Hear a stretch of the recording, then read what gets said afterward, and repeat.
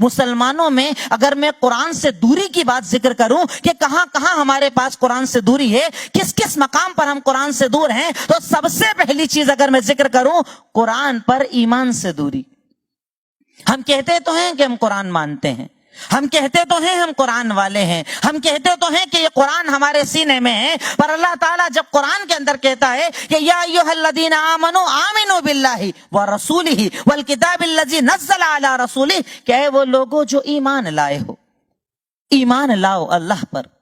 ایمان لاؤ اللہ کے رسول پر، اور ایمان لاؤ اس کتاب پر جس کو اللہ تعالیٰ نے نبی پر نازل کیا۔ ایمان کا مطلب یہ کہ اس کتاب کی تصدیق کرو، ایمان کا مطلب یہ کہ اس کتاب کو سچا مانو، ایمان کا مطلب یہ کہ اس کے اندر آئی ہوئی آیتوں کو اپنی زندگی بنا لو، ایمان کا مطلب یہ کہ اس کی اتنی تصدیق کرو، اتنی سچائی مانو کہ میرا رب جو قرآن کے اندر کہہ دے وہ جھوٹ نہیں ہو سکتا، میرا رب جو کہہ دے، میرا رب جو بتا دے، کیونکہ میرا رب قرآن کے اندر مجھے یہ ارشاد فرماتا ہے ان ھذا القرآن یہدی للتی ہی اقوم، یہ قرآن، یہ کتاب جو کتاب ہدایت ہے، تمہیں جب کوئی راستہ بتاتی ہے نا تو اس سے بہتر راستہ دوسرا ہو ہی نہیں سکتا۔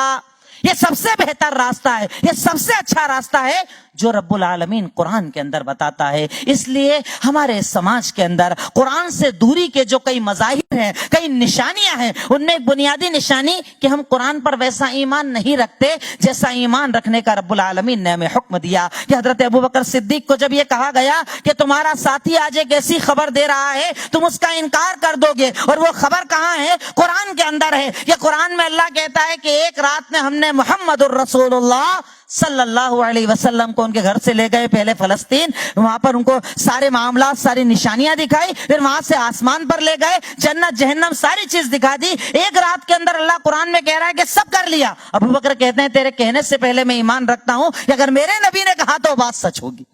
قرآن پر ایمان، قرآن پر یقین، قرآن کی تصدیق، قرآن کی سچائی کو لوگوں کے سامنے بیان کرنا، یہ قرآن سے دوری کا ایک مظہر ہے کہ ہمارے دلوں میں قرآن پر وہ ایمان نہیں جس ایمان کا شریعت مطہرہ نے ہمیں حکم دیا۔